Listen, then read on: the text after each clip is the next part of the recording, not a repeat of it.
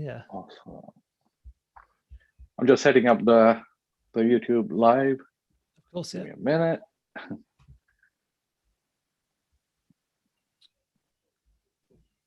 I'm sure. Is my screen sharing? Yeah. Cool.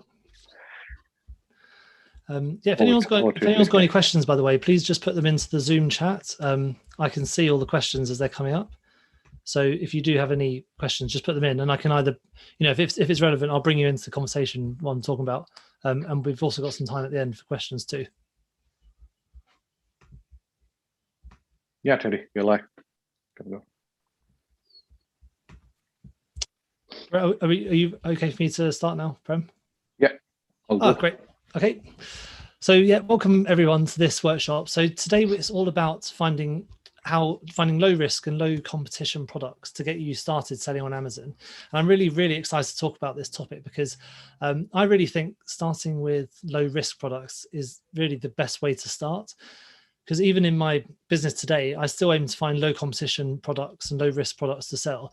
The reason being is I don't really want to spend lots of money on doing like dodgy marketing tactics. Like I really don't want to do anything like launches or spend loads of money on pay-per-click campaigns. And I just really want to make really great products that customers love so they come back to me and buy again. And that way I'm kind of creating a brand that I think is really valuable. So yeah, first things first, if you've got any in the comments, it'd be great if you could let me know what sort of products you're looking to sell, if you want to, if you're happy to share that, and then we can maybe come to some of those products as examples as we go through the presentation. So first, this is what we're going to talk about today. So first, just a little bit about me and my background about in the Amazon world and the e-commerce world. And then we'll go through the strategy that I use for finding low risk and low competition products. And there's also some bit at the end about the strategy for finding suppliers. Now, I think he's not sleeping. Sorry. And at the end, we've just got a bit about the strategy for finding suppliers as well, because finding suppliers and then finding products, I feel like they often go together, and you'll see exactly why in a second.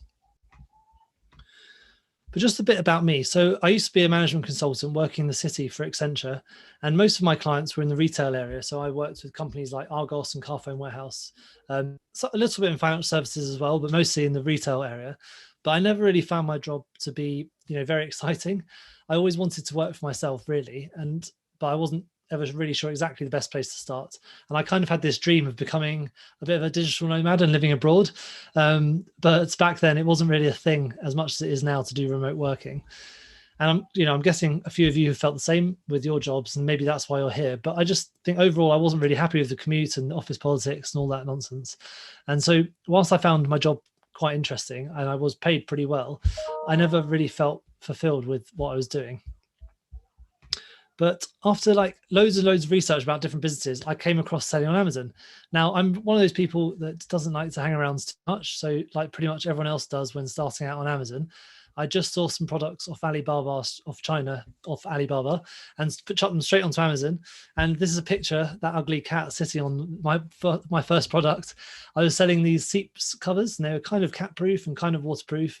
And I did the research using Jungle Scout Niche Hunter, which is a bit like black box on Helium 10, and I put in all the correct stats about the amount of reviews and the amount of sales volume, basically trying to hack the system, and obviously thinking what a clever person I am, hacking the system and like using all this data that other people don't have access to, not even thinking that everybody has access to these tools. And I did all the stuff that you're meant to, like creating a logo on Fiverr and creating a brand name. And my brand was actually called Furniture Friend, which I thought was a pretty good name for seat covers.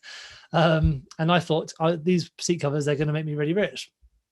And, at first they did sell pretty well. And I was really happy thinking how clever I was to make this brand. But then suddenly there was loads and loads of competition, and they were all from Chinese suppliers with all these different colors and patterns. And I ended up having to sell my products just at break even, just to get some of my initial investment back. Now, I thought that, does everyone mind go on mute?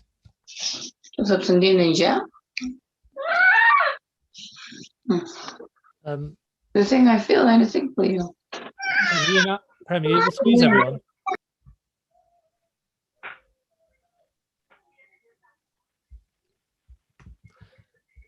Sorry, thank you.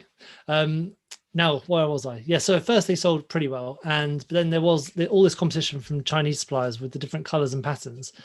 And you know, I think it kind of put me off a little bit doing that, because I don't think people maybe don't have much loyalty to seat covers. They just buy the ones they want. So I was like massively undercut by like the Chinese sellers.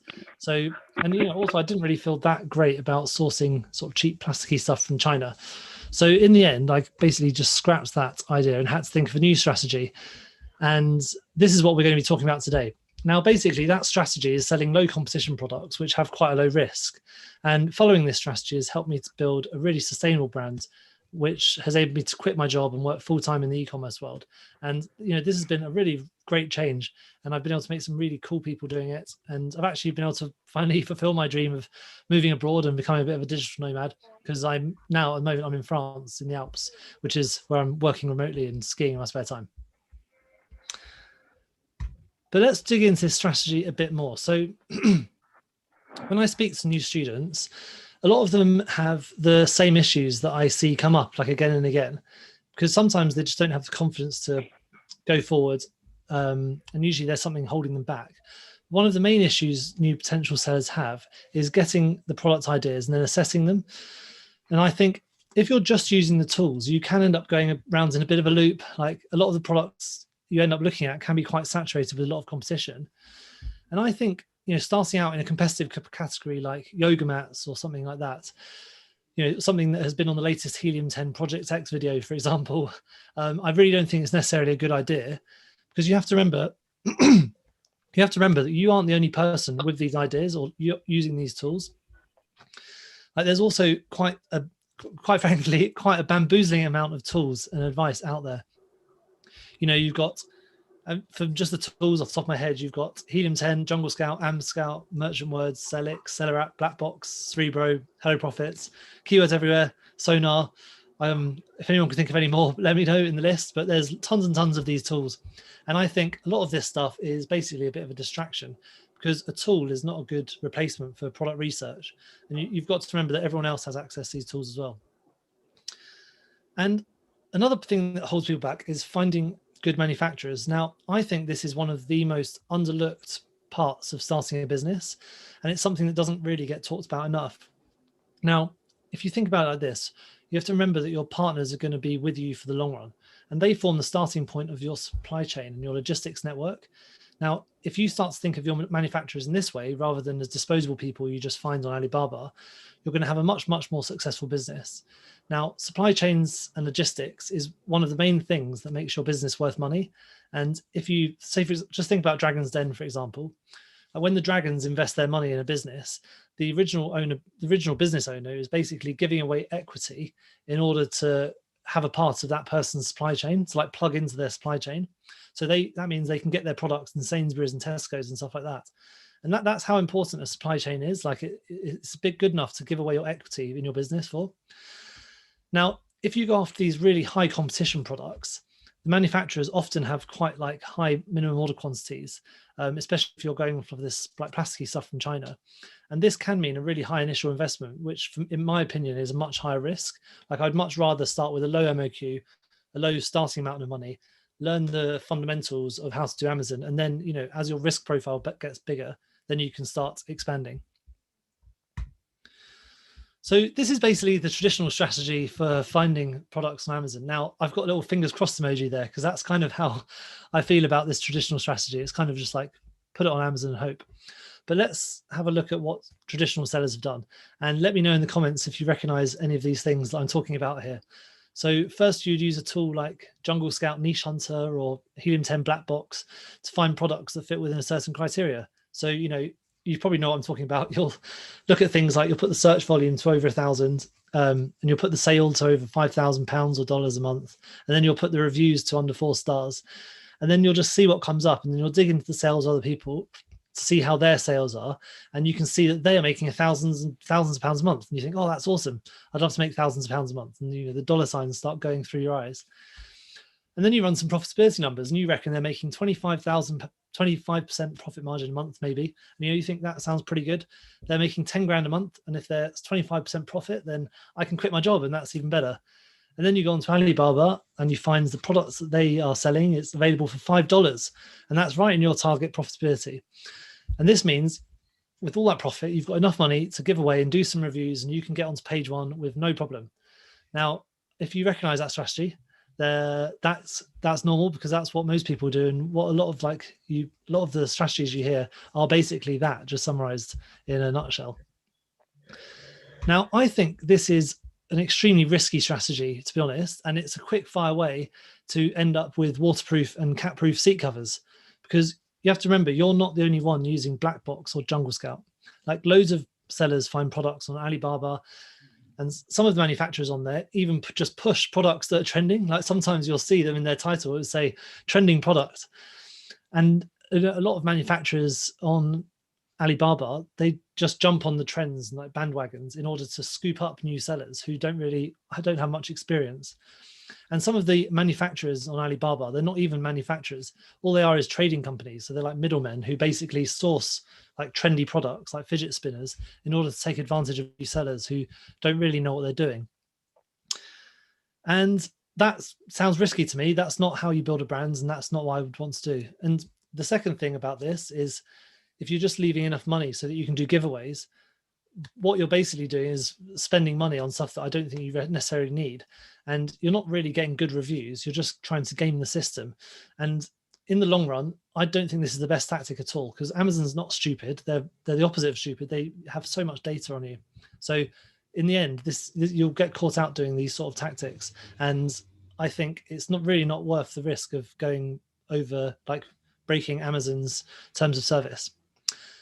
Now, the last thing is PPC can be really expensive. Now, I think PPC is great. It's like, if you're using it tactically to improve your sales, then that can be awesome. But if you're just relying on it to make your sales, then this can really, really, really hit your margin. And let's be honest here, Jeff Bezos probably has enough of your money and you need it more. So I think you're better off getting low competition products. In that way, you'd have to spend much less money on pay-per-click in order to get onto page one. So I basically have a bit of a different strategy. And as I said, I use this every single day in my business. And it's always the starting point for where I start from when I'm looking for a new product or a new product range. And this is basically it. So number one, the main point about this is you should make product hunting a habit. Now, I think habit is really important in your business. And if this is something that you are struggling with, there's a really, really amazing book called Atomic Habits by James Clear. And I don't know if any of you have read that book, just let me know. But I think it's absolutely awesome, and it really changed my life. But one of the principles James talks about in the book, is the 1% rule.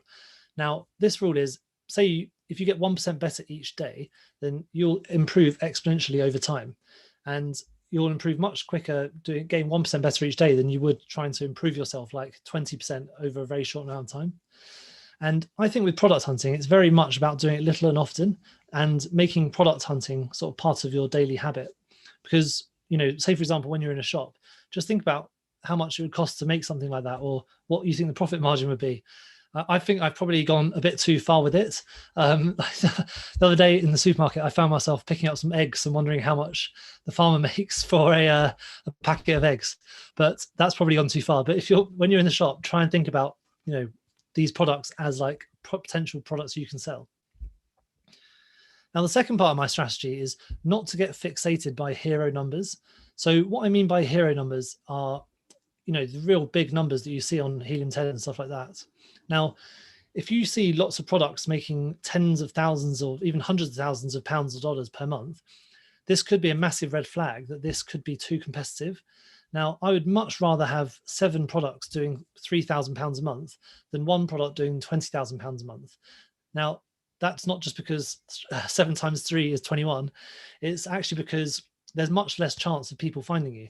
Because if you think about how you have traditionally done your product hunting, using the tools to find the 3K minimum and like doing the how many reviews and all this sort of stuff, staying under the radar a bit really helps you to have less competition in the long run. Now, if you have a product that sells 20 grand a month, you are going to have people trying to compete with you. It's just absolutely inevitable. Now, the third part is to find product inspiration in unusual places and not just on Amazon. Now, we'll come on, this is basically the main part of the talk, so we'll come on to that in a second. Fourth bit is don't just rely on China and Alibaba, because this is what everyone else does. And, you know, you'll find better and more interesting suppliers in other places. And again, we'll come on to that as well. But this is the most important part, and this is what I think you should try and take away from this talk if you can. But finding a niche is more important in many ways than finding a product, because if you find a niche, you can build a brand around that niche. And a brand is something that is really valuable that you can end up selling in the long run. And, you know, my aim is to sell my business and then build another business that I can sell. And I think if you can have that aim, it's really good, because if you can sell your business for a nice chunk of money, then that's awesome. You know, you can pay off your mortgage, you can become self-reliant, you can do all of these things that you can't do otherwise. And, you know, getting that money can be absolutely game-changing in your life.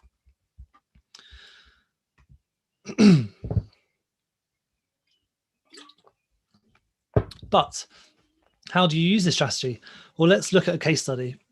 So Dock and Bay, you've probably heard of this company, but they're a towel company and they're based in London. And they were on Dragon's Den a few years ago, and they got some investment by Deborah Meadham. And coincidentally, I was actually on a stag do with one of the founders, Andy, in Lisbon last year. So I was able to chat to him about his business. But what they did basically was get something boring and make it nice, which doesn't, you know, it doesn't sound game changing, but it's true. Now, microfiber towels have been around for ages. They've been around absolutely ages, since the 60s, actually, believe it or not. I Wikipedia'd this the other day to find out when they were actually invented.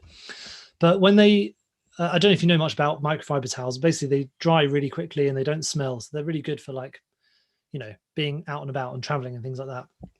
But most of them were aimed at walkers and campers because of these properties they had. And although they were good products for everyone, all of the marketing for those products was aimed at, like, walkers, campers, hikers, people like that. And all the previous towels, because of who they're aimed at, were in really boring colors like army green and khaki and things like that. Now, if you'd gone back onto Alibaba a few years ago, when just before Dock and Bay started out, you wouldn't have seen any cool microfiber towels on there like you do now. Like, if you go on Alibaba now, there's loads of people selling, like, essentially knockoffs of this product, but you'd have just seen like army greens and things like that. And the owners of this brand, they went to a trade show in China where they met with loads and loads of suppliers who make these towels and spoke to them about how they wanted to change the design. Now, this product, you know, already existed. They didn't invent this product at all. And that's the point. Like, the point of this is you don't need to reinvent the wheel. There's plenty of Dock and Bays out there ready for you to be found. You just need to be looking in the right places. And in my opinion, hunting Alibaba for the latest trend probably isn't one of those places where you're going to find the next Dock and Bay. And interestingly, Dock and Bay actually started out as an Amazon brand before expanding and having their own sites and stuff like that. And now they're making around like £10 million a year or something. They're pretty amazing. I would definitely recommend Googling their story. There's loads of articles like in Forbes and stuff like that about their story. That's really, really inspiring.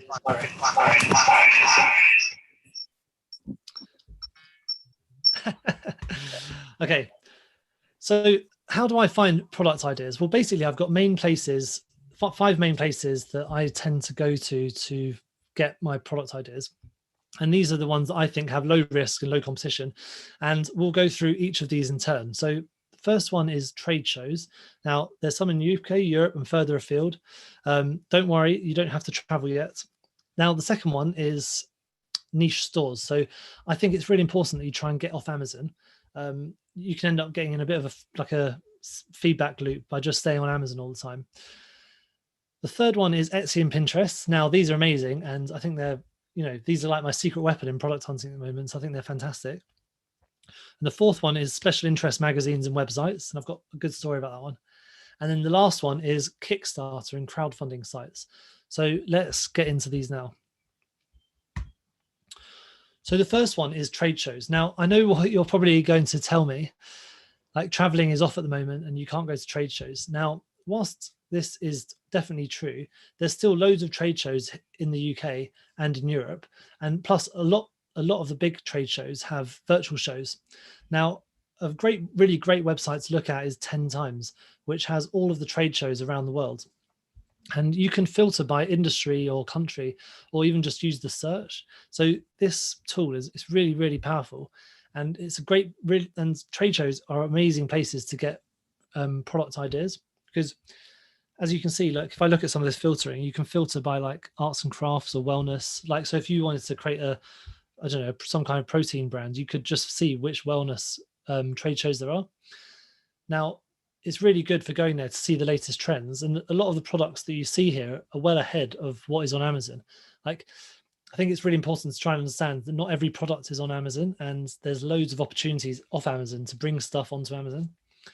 Some of the good ones in the UK to go to, some of the good ones in the UK to go to are the Spring Fair and the Autumn Fair, which are in Birmingham, the NEC. They're really, really cool. They're really fun to go to, and I went to there a few years ago just before lockdown. And then the other one is the Ideal Home Show. The Ideal Home Show is a bit weird, but it's a really good place to go and get product ideas. You can go and see, you know, what people are selling to like working mums and stuff like that. So it's a really cool place to go to. And I go to these all the time if I can, and I'm constantly checking 10 times to see what the next like trade show is. So that's number one. Now the second one is get off Amazon. Now, I really, really like to find niche stores that sell products. Now, mostly this is because Amazon isn't always at the front of trends. Now, I think, in fact, Amazon, I think, is a bit behind everyone else. The reason is because, you know, a lot of the people on Amazon are kind of doing what I'm talking about now, where they're finding products, then getting them onto Amazon. Whereas independent stores, they spend loads of money and time on being ahead of the trends. And this is one of the main reasons that people go to them. You know, people go to these independent stores because they like the fact that they are the newest stuff. And a really, really good place to start for this is Google Images. Now, if we look at this example here, I just typed in beekeeping. It was one of the first things that came to my head. And if you look at the top, there's these sponsored ads. Now, if you look at the top, there's sponsored ads. And the reason this is important is because these people at the top, like Rouchette and Rouge and the other one, they've paid to be there. So this is basically free product research, because these shops, they think these keywords are worth targeting, and they're paying money to Google in order to be at the top of the page. Now, this is kind of great information to know if you're trying to make a product in the beekeeping world. And, you know, another good thing about these sites is that, another good thing about Google is you can go through, and if you click on images, it kind of opens up other stuff that's related. But another good thing about these sites is they're often very niche down. Like a lot of this one here, this apiculture.net, they just sell beekeeping stuff. So they're really, really niche. And if you were making a beekeeping brand, for example, then they would have all of the products that you could find. Now, another good thing about these sites is they often have like customers who bought this also bought this section. So if you see this bit here, you can see the customers that looked at this also looked at these other hives. And this is basically like free product research for you. And this is kind of like the shops building a product range on your behalf. I think this is a really, really good way to get inspiration for product ideas. And it's also a good way to get inspiration for, you know, colors, designs, or trends from these sites. Because, you know, as I said, these sites really like to be at the head of the trends. And you never know, a purple bee hive might be the next big trends in beekeeping. Now, the third one is Etsy and Pinterest. Now, these two are probably my favorite product hunting grounds out of all of them. Now, my brother is a shield maker and he sells them on Etsy. None of these are his shields, but I thought I'd use him as an example today because I thought it was a bit of a weird product that, you know, people might not have thought to put on. But first up here, we've got Pinterest. Now, Pinterest is full of people just bragging about how cool their products are. And, you know, they might not even sell them. They just put them up and say, look how cool my products are. And this is a really great way to get inspiration for designs because, you know, another thing that happens with Pinterest is what I call the Pinterest hole. Now, the Pinterest hole is a great way to mine for product ideas because if you see this example here, you see underneath there's like people that looked at that also looked at this. Now, every picture you click on Pinterest will show you a whole new set of pictures underneath for you to start clicking on. Now, this is called the Pinterest hole, and I call it that because once you start clicking on Pinterest, you can end up going down a bit of a wormhole into lots of different products. But this is really, really good for product hunting ideas. So you can go down that hole and try and get some like really good ideas for products. Now, Etsy is full of product ideas that are usually quite easy to make and often without patents or patents. Now, they're often also quite inexpensive to make or source. So I think it's a really great place to try and like get product ideas from. And another good thing about Etsy is there's some super creative people on there who are like artists and stuff like that. So the designs that you'll see on Etsy are often different and better than the ones you'll see on Amazon. So you can kind of get inspiration for what colors people are using or what motifs people are using, or, you know, there's lots of inspiration to be got from like these other marketplaces, but especially Etsy. If anyone's got any questions, by the way, please just put them into the chat and we can cover them off.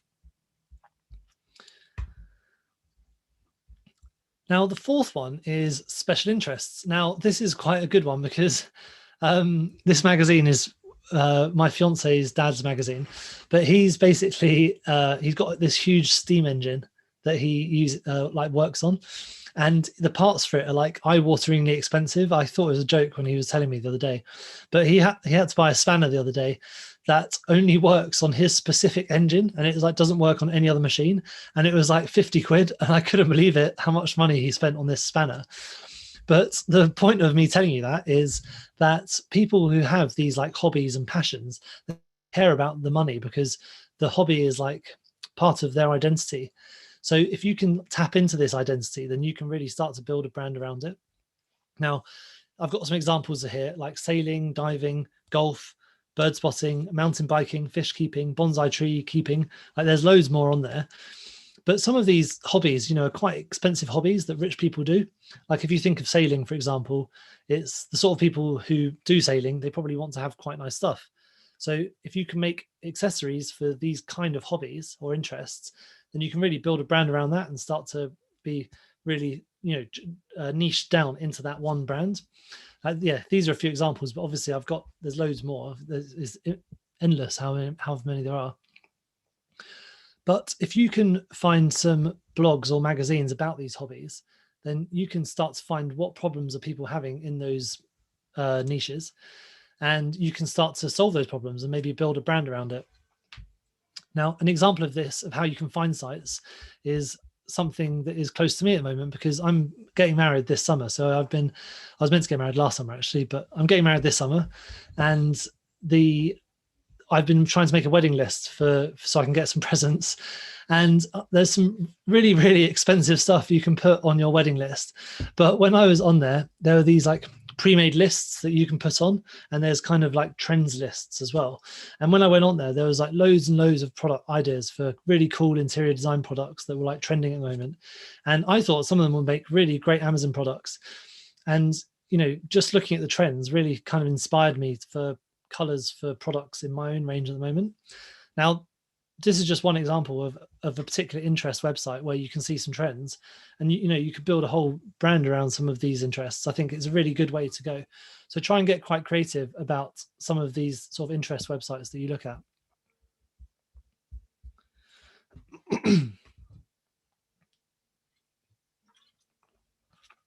Now, the fifth one that I look at is Kickstarter and crowdfunding sites.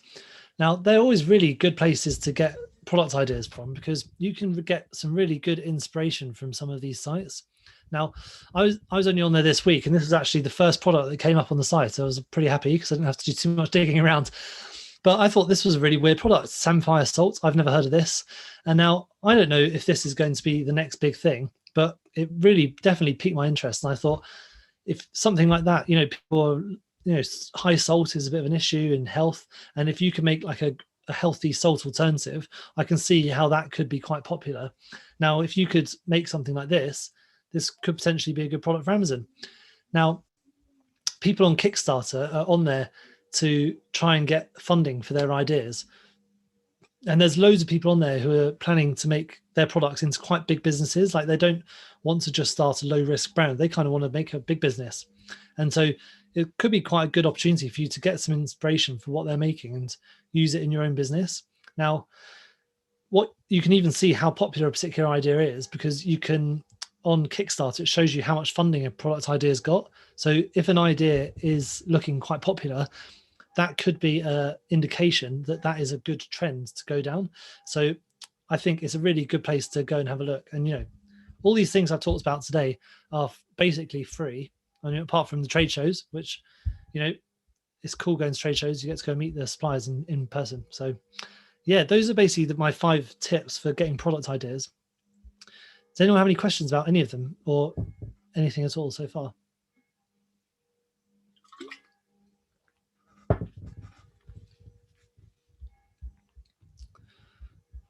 Congrats on my wedding.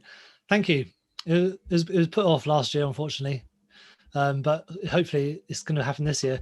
It's only 2 weeks after the unlock date, so it's pretty borderline, but we're going for it. We'll see what happens. So the next part of this presentation is all about sourcing. Now, I did touch on this a little bit earlier when we were talking about getting product inspiration from trade shows, but they're also obviously really great, amazing places to source products. Now, I think a really good tactic with sourcing products is not to just rely on Alibaba, because this is what everyone else is doing. And if everyone else is doing, then that could mean that, you know, you're just going to be doing the same thing as everyone else. You also don't just need to look at China. Like, there's tons and tons of really, really good manufacturers all over the world. And I did go through this in a previous talk with Prem and my friend Konark, who's another specialist in sourcing from India. But currently, I don't actually source any of my products from China at all. I've got one product which I might be sourcing from China soon, but we're not over the line yet. But one of the big benefits of not sourcing from China is that your minimum order quantities are usually a lot smaller from these countries. Now, this means you can spend way less on your first order, which means that there'll be much less risk, because if you've got a small MOQ, you've got a smaller initial investment, so there's less risk for you.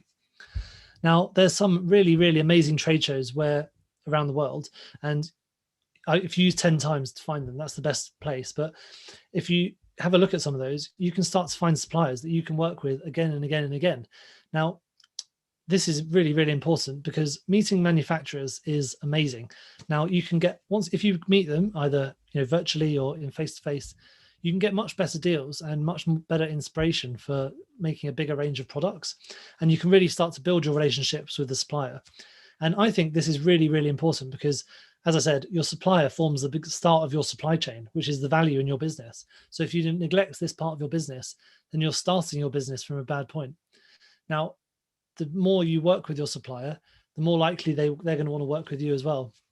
And the more you do that, the more they're going to prioritize your orders when stuff goes wrong. Like, it happened to me, you know, during coronavirus, where there's a problem, and they prioritize my order getting out over another person's order because I've been working with them for 2 years. There's also quite a lot of cost savings to be made with shipping if you're sourcing products from the same manufacturer, because if you're sourcing from the same manufacturer, all of the products get made at the same time, and then they can send all the stuff in one go. And then just one example of this, I did an order a few months ago for 500 units, and the shipping for this was about $1,000. But in my next order, which was 1,000 units, so double the quantity, and it was the same product, the shipping was about $1,200. Now, this is nearly half the price per unit for the shipping. So, you know, there's huge cost savings to be made in shipping. And if you can even get to the point when you're shipping containers, which I'm not there yet, but containers aren't actually anywhere near as expensive as you think they're going to be. So there's huge cost savings that can be made with shipping once you start to scale and use the same manufacturer. You can even, as I said, you can meet them at virtual shows. It's better to try and go face to face if you can, but, you know, whilst we can't, virtual shows are the second best thing. And, you know, if you do get to go to a show, they're really good, because you know, if you get to go to a show that's abroad, it's basically like a free holiday, and you get to meet the suppliers and go to a cool country. Like, I went to the Delhi Fair in 2019, and here's some pictures of me and some of the products I was looking at when I was there. And it was a really, really cool experience going to Delhi and, you know, meeting other e-commerce sellers and meeting suppliers and, you know, eating lots of Indian food. And afterwards, I spent a bit of time going to Goa on holiday afterwards. So it was a really, really good trip. And I'd really recommend everyone to go to some trade shows if you can. And as I said, there's loads in Europe and in the UK as well. So we're coming towards the end of the presentation now, but I thought I would just summarize the strategy a little bit here. So basically, your first product does not need to make you a millionaire. I think it's really important that you just kind of learn the process first and all of the fundamentals that go with choosing a good product. by using the 1% rule, like the incremental, you won't get 1% better every day, and learning the fundamentals every day in like an organized way, this will pay huge dividends in future. That book I recommended, by the way, is called Atomic Habits. So definitely check that out. The second thing is, I don't think you want to be competing with a load of super sellers, as you know, this will ruin your margin and get you off to a really bad start with Amazon. You know, especially if you have to do expensive launches and high PPC spend, like you're just not going to have any margin left at the end of the day. And you know, you're not here for fun, you're here to make money. So I don't think you want to be cutting your margin any time soon. And also the last thing is spending lots of money on your first products, I think is really, really risky. Now, if you can have a bit less risk by meeting the suppliers, building the relationships, now I think this will help you get a much lower MOQ, which will reduce the risk of your first products.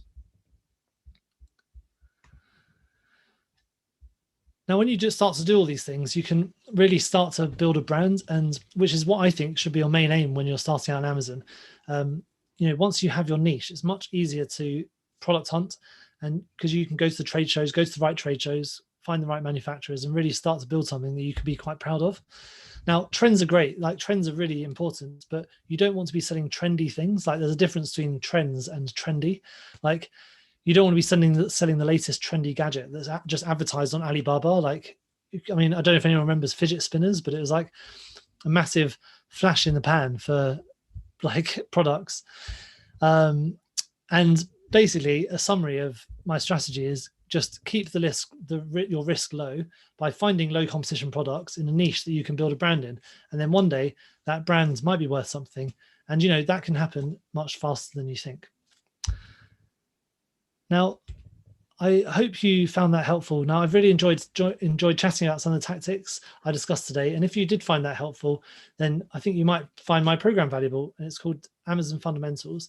Now, the reason I called it that is because it does exactly what it says on the tin. It teaches you all the information and the fundamental things that you need to know about selling on Amazon without all of the fluff that comes around with selling an online course. And I've had quite a few amazing sellers from Prem clients go through the program with me. And the feedback so far has been really great. And in the program, we go really deep into some of the principles we talked about today, especially finding products in the low competition niches. And the aim of that program is to just get you selling on Amazon with little risk as possible. So I think you'll find it really helpful when you're just starting out. But we've now got some time to go through some questions. So I'll just go back and have a look at those now. So first, can we go back to the low competition slide? Yeah, this one. Is this one you mean, Matt? So this one is, yeah, basically a summary of what I think my strategy is. Is basically just your first product is not about making you a millionaire.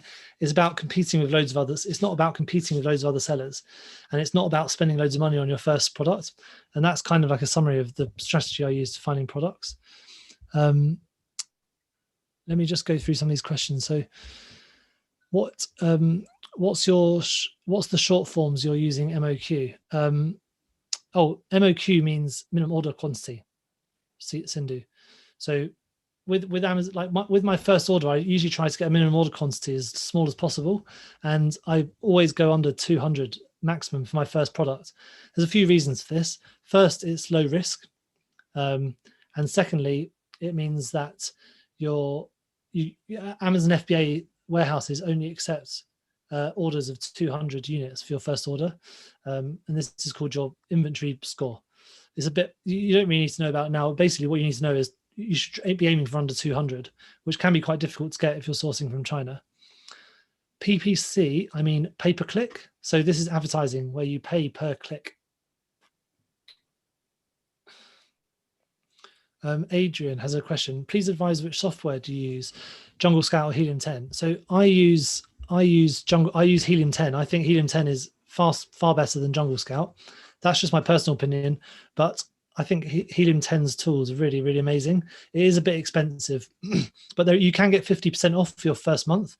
I've got a code if you want to get 50% off your first month, but it's an affiliate code, so you don't have to use it. But if you just Google Helium 10 discount code, you can get 50% off your first month. And you know, when you're doing your product research, I think 1 month might be enough to do your product research. So you can get 50% off everything. and then you can kind of pick a mix, which bits of helium-10 you pay for ongoing. So I think helium-10 is better personally, but Jungle Scout is also good. I don't know if Prem, do you use Jungle Scout or helium-10? I use helium-10 mostly. Yeah, I think most of the sellers I use helium-10 now. It's a bit on the costly side, but it's worth. Yeah. Pal has a question. Is there a trade-off? Does low competition mean low demand? Low demands means less being sold and so less revenue.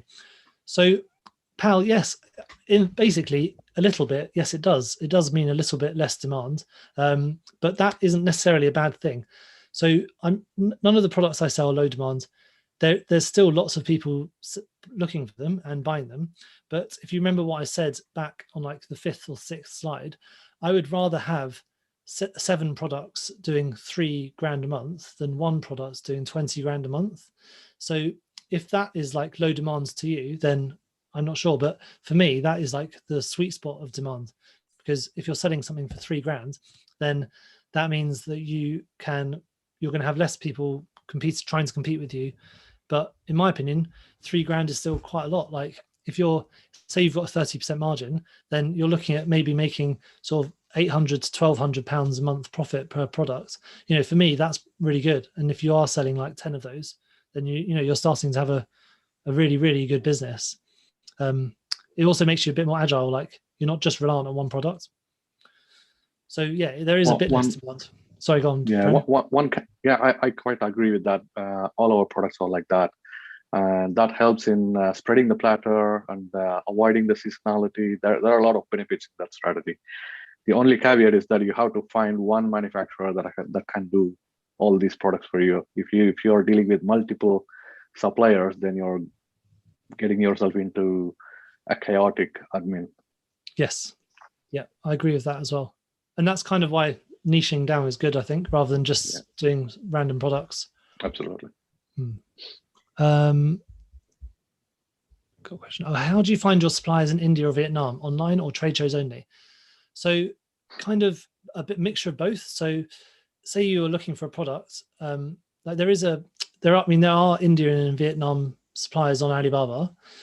There is also another one called India Mart and Global Sources, and I don't really use them that much, but one thing I do sometimes, if I'm looking for something specific, so I've just got a water bottle in front of me, but say I'm looking for a metal water bottle, then I might type into Google metal water bottle manufacturer and then the country, so metal water bottle manufacturer India. That might be one thing that I would put in. Another thing I might do is go to trade shows. A lot of them are virtual, so you don't actually have to go. And another good thing about trade shows is a lot of them have exhibitor lists, so you can go onto a trade show website, have a look at the exhibitor lists, and then go to a it'll take you to their website, so you can see what they sell. And you're not necessarily looking for the exact product someone sells. You're kind of looking for someone who can make the thing you're looking for.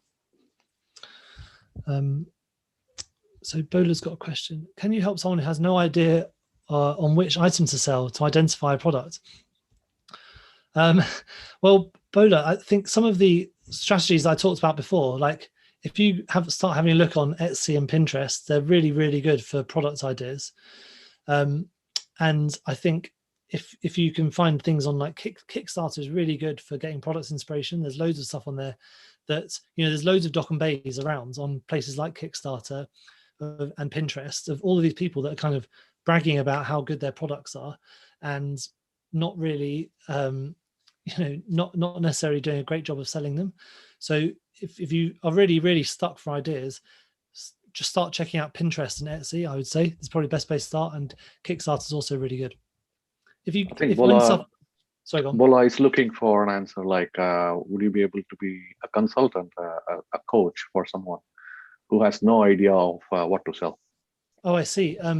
Definitely could. I've got loads of in the program that I do. We go really deep into how to, how to get product ideas, and we go into a lot more detail into things like how to source products, how to get inspiration for ideas, and I've got a few of my favorite niches which I like to look at in my products. I hope that helps, Bola. So Pal says, great answer. So would it be fair to say that 3K a month is a nice sweet spot for a product? I wouldn't say it's a nice sweet spot. 3K is kind of like, now for me now is kind of like my minimum, but it is a good place to start, definitely. You know, if you aim for that sort of area, you know, it could go much more. Like, I'm not saying that having a product that sells 20 grand a month is bad. It's definitely not. Like, it is good, but it's just not what I would be aiming for with my first product. So 3K, it's kind of like a sweet spot, but it's also kind of a bit more of just it's a rule of thumb rather than this is what you have to aim for. Okay. Jane says, what do you do if you find a great product that doesn't really fit in your range? So that's a really good question, actually, Jane. So you can, on Amazon, you can have multiple brands under the same store name. So if you wanted to, you could sell 2 completely different brands. When you're starting out, I think although it is best to niche, like if you do find a product that you think is a really good opportunity, that doesn't mean you shouldn't do it because it doesn't fit into your niche at first. Because, you know, when you're new, your niche could change. So it's about being agile. And that's kind of one of the reasons that I like to have these sort of low competition, low risk products, because if you do need to, you know, chuck a product, you can do quite easily. So I think you can, some brands do sell multiple different products, and, you know, I think in the long run, it's not what you want to be doing, but at first it's not necessarily a problem. It's just, I use the niching to help me sort of find products as well. Okay, Andrea. Okay, very inspiring and such valuable information. Thank you. Oh, thanks, Andrea. I appreciate that feedback. I have a question about shipping costs. Are these to be agreed in advance? I developed a product with a manufacturer in China, and on the second they doubled the shipping costs for the same quantity, and now I no longer wish to go ahead after having paid 30% in advance. Yeah, so this is a bit of a difficult situation you're in. So they've, I mean, you've obviously got the option of getting third-party shipping, and if you want a few, I haven't really got a recommendation for shippers. I don't think any of them are particularly very good, but the one I use is not too bad. You can always get another quote. So you don't have to use manufacturer's shipping. Now, I often do get the shipping from manufacturer because I think you can get quite cheap rates from the manufacturer at first, but it is really good to build up a relationship with a freight forwarder if you can. So I think in this situation, is it just the shipping cost they've doubled, or is it the entire thing? If it's just the shipping cost they've doubled, I think you can still probably get a quote from somewhere else. If they've doubled the price of the products, then I'm not really. Then I think you would just have to walk away from that deal at that point. Unless if it wasn't profitable and they're because refusing to play ball, like I think that would be something that I wouldn't want to continue with. But you've done a good job only paying 13% in advance. Yeah. I would recommend approaching a freight forwarder and finding a quote from them and telling the supplier that I have my own freight forwarder. Do you who's your freight forwarder, Prem? It's Westbound. Westbound, are they good? Yeah, they're really good. We use Shippo recently, and they're good as well. Westbound has a really good team. They can be a bit on the higher end for the pricing, but for the first timers, it's easy to just offload it to them and they can deal it for you. Cool. Yeah. Nice. And the other thing is, I was going to say, if you did the order via Alibaba, then you'll probably be able to get your money back, because these, if they've gone against their contract, Alibaba are actually pretty good at their customer support. Now, these suppliers really don't want to get kicked off Alibaba because that's like their main source of income. So if you did pay on Alibaba for your first order, you're in a relatively powerful position if they've gone against the agreed contract. Richard, how much do you recommend spend on PPC for your very first product per day or week or month, and for how long? So this is quite a difficult question to answer because it's kind of a bit like how long is a piece of string. But the way I do it usually with my low competition products is around $10 a day or $15 a day or pounds for your first week. And I do that with an auto campaign or something just to see how it's going. But the point is, with my products, like I don't like spending PPC money if I can avoid it. With I haven't got any PPC turned on at the moment at all. and I'm still doing really well with my sales. And that's all because my products are low competition. Now, if I was in high competition products, like if I was in yoga mats, like I reckon a lot of the yoga mat sellers don't make any sales organically. They make all of them through PPC, I reckon. So it's kind of the thing I don't want to get into. So I'd rather have low competition products, have PPC when I need it and use it tactically, but find products and niches where you don't need to use it so much.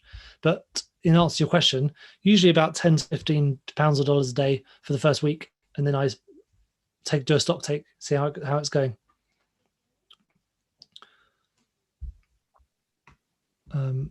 Jane, how do you get things from China CE marked? So that's a good question. I don't do much stuff with Europe, so it's kind of not as relevant to me, but you can get inspectors that do this testing for you. And some of the factories in China also have that CE accreditation. Prem, do you do much of this in the UK? How I dealt with in just last year was that we had some products which needs to be CE marked. We asked the supplier to use the CE icon, and they shipped it to us, and we used a European lab to test for the compliance against it, and that helped really. It didn't cost me much to do the testing in a local lab. Cool. Yep. Great.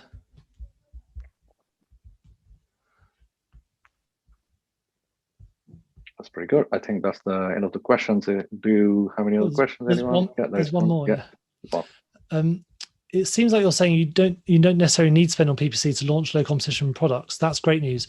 Would you prefer spend limited funds on product versus PPC? Now, so when you're launching, I think you do need to spend some money on PPC, especially just when you're starting out. Like it's just my target is to not have any going in the long run. So usually for the first week or two at least, I have PPC running, but after that, I hopefully try to keep it at a minimum. Like PPC isn't necessarily that cheap, and I think you can get just as much value from spending that money on other sources like outside marketing, like Facebook marketing, for example.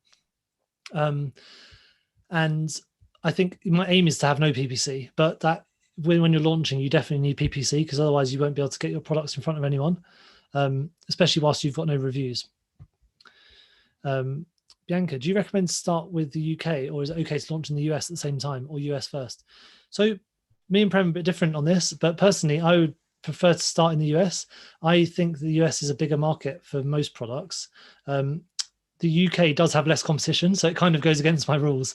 But the US generally does have a bit more competition, but is a much more mature market. So I think if you're just testing something out, you can get feedback on your products a bit quicker. So personally, I prefer selling in the US, and I've thought about expanding to the UK, but I haven't really done it that much but I know Prem sells mostly in the UK, so it's kind of different to strategy. Yeah, that's right. My thoughts on that is it depends on the person and their big ambitions, what kind of ambitions they have, etc. It's very tailored answer for that. so let's see. Bianca, if you can get in touch, I will give you an answer. But for Amazon UK, the biggest benefit you can have is that you will get to feel the product for yourself. It's not just a sample product that comes to you; it's the real product that comes to you. Many people think we can send directly to Amazon warehouse, but I prefer getting it somewhere to my place or to a third-party warehouse, feel it for myself, make any changes to that product as like a value addition, and then send it to Amazon warehouses. That helps on the Amazon UK. That's one biggest plus point to be here. And the other thing is it's a smaller market, so you can expand your platter quite quickly because you will be having the appetite for expanding. It's not as big as US, so it will push you towards building a brand with a big platter of products. Yeah, that has helped me quite a lot. So these are the two biggest benefits I have seen. Yeah, definitely. One thing I probably wouldn't recommend doing at first is launching in the European Union just at the moment, because tax is a bit complicated at the moment. It's definitely one to think about in future, because I'm very confident that the tax situation is going to be sorted out, but because it's like unsustainable at the moment. But I think in the short term, I probably wouldn't start on the Europe. I pulled out all my products from EU. just to reduce the admin. Right. Yeah. I think it will be fine soon, but not yet. Yeah, not yet. Jane says, how does PPC work? Basically, you pay per click. So if someone clicks on your advert, then you pay a small fee, and that fee is it's an auction. That's a really high level description of it, but it's quite a complicated area. But there are. Again, I go into this loads in the program. There's a whole section on it. You said, do you recommend selling FBA or fulfilled by merchants? Personally, I do FBA because I'm in America. Fulfilled by merchant can be good, especially if your products are really big. But I think FBA is cheaper generally, even with the fees that you pay to Amazon, because you don't have to go to the post office to ship your stuff. You don't have to package it. You don't really have to do anything. I think it's a bit more straightforward. Yeah, Richard, it quite depends on your situation. If you have the time to deal with it, then yeah, it's very profitable. Or if you have, if the profit margins has enough margin to pay a staff to do the fulfilled by merchant, then go for it as well. The third opportunity is to use a third-party fulfillment provider. It's technically FBM, but from your point of view, you're using a third-party fulfillment.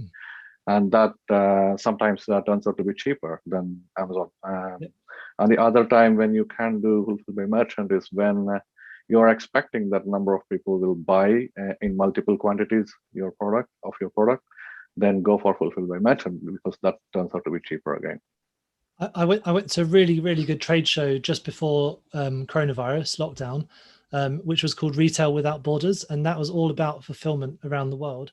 And there were loads of people there doing like third-party fulfillments. So if you are interested in finding out about third-party fulfillments, Retail Without Borders is a really good place to start. Drop shipping on Amazon. Topic for you. Drop shipping on Amazon. It's kind of, I mean, I wouldn't really call what I do drop shipping, because I design all the products myself. I've seen them all. Like, the only thing I don't do is any of the fulfillment. So it gets sent to Amazon's warehouse in America, and then it gets distributed to customers. So it's not really drop shipping in the traditional way of like stuff just coming straight from China. And all the products I make, I've designed myself. None of them are off the shelf, not one. So yeah, drop shipping on Amazon, I think technically it's against the rules. So if you mean drop shipping where it gets shipped from India or China or something like that, you can't do that. That's against Amazon's terms of service. But if you're talking about doing FBA in different countries, then I would really highly recommend it, because I think doing FBA in America is, well, for me, has been game changing. Yeah, drop shipping is better off Amazon. You don't want to deal with the problems on Amazon. So in drop shipping, the main problem is the customer complaints, right? So, and if the customer complaints are higher on a particular listing on Amazon, you'll be kicked off Amazon pretty soon. So if you want to learn more about drop shipping, though, there's a really good video that I did with a really good drop shipper who's like 17, and he makes like £1 million a year doing drop shipping, and it's on the YouTube, the Amazing Sellers YouTube channel, and it was about 3 or 4 sessions ago. So just check that out. Yeah, and it's really good.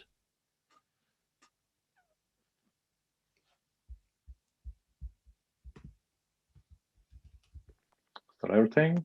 Yeah. Brilliant. All right. So I just sent us a direct message to Richard. Sorry. I was just going to say, Prem, so if anyone wants to get in contact with me, then my details are on there. And if you've got, I'm on YouTube, Instagram, and email. And if you've got any questions about the course, then just get in contact with Prem or me, and we can sort that out. I just popped in one link where you can book my time.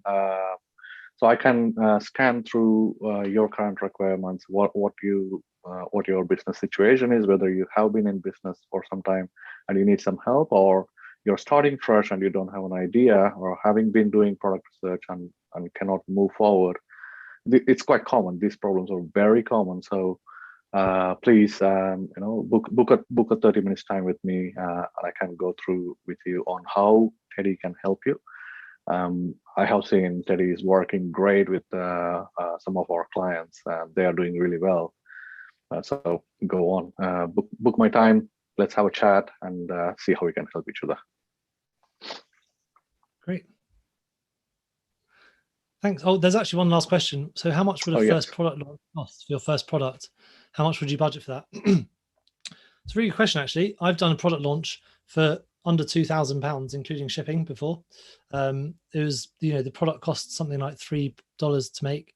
And I had a minimum order of 200, and then the shipping was like the same again. So it was like, 1,1400 to do like 200 units.